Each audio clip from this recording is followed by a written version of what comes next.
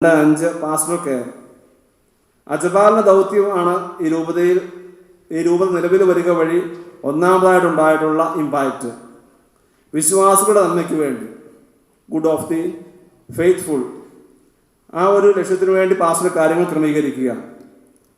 Pastor care കിട്ടുക എന്നത് വിശ്വാസികളുടെ അവകാശവും അത് നൽകുക എന്നത് പാസ്റ്റേഴ്സിൻ്റെ കടമയുമാണ്. ഗ്രേറ്റ് ബ്രിട്ടനിൽ ഡൊമിസൈൽ 5 വർഷം ഏകദേശം ഉള്ളവർ അല്ലെങ്കിൽ ക്വാസി ഡൊമിസൈലുള്ള എല്ലാ സിറോ മലബാർ വിശ്വാസികളും ഈ രൂപതയിലെ അംഗങ്ങളാണ്. അതുകൊണ്ട് ഈ രാജ്യത്ത് താമസിക്കുന്ന എല്ലാ സിറോ മലബാർ വിശ്വാസിയും ഈ രൂപത നിലവിൽ വരിക വഴി ഓട്ടോമാറ്റിക്കലി ഈ രൂപതയിലെ അംഗങ്ങളായി മാറി.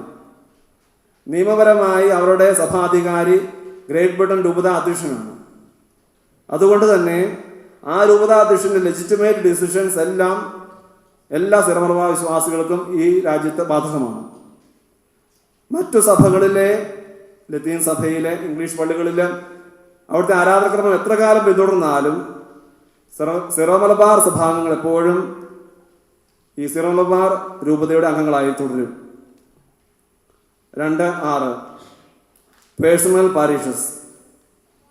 കാനൻ 280 പ്രകാരം ഈ രൂപത നിലവിൽ വരുന്നതിന് മുമ്പ് ഇവിടെയുള്ള സിറോ മലബാർ വിശ്വാസികൾക്കായി ലത്തീൻ രൂപതയുടെ കീഴിൽ പേഴ്സണൽ പാരീഷസ് അഥവാ വ്യക്തിഗത ഇടവകൾ ഉണ്ടായിരുന്നിരിക്കാം. എന്നാൽ ഈ രൂപത സ്ഥാപിതമായതോടുകൂടി ആ പേഴ്സണൽ പാരീഷുകൾ ലത്തീൻ രൂപതയുടെ കീഴിൽ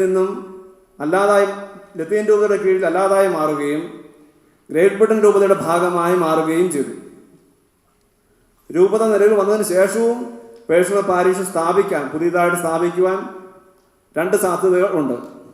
ഒന്ന്, sub communities of Syro Malabar faithful having some common characteristics like Hindi speaking Syro Malabar faithful or Syro Malabar faithful who speak only English or for Knanaya Catholics.